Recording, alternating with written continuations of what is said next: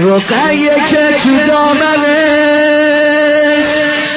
رقیه که تو دامنه،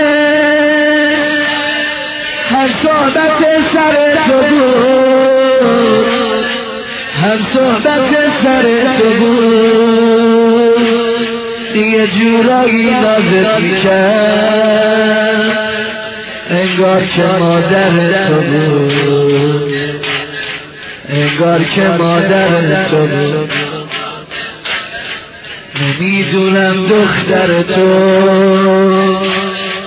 چطور نگاش کرده بودی، فقط میگم که با چشات انگار صداش کرده بودی. میخوام بگم تو خرابه سکوت غمباری نشست،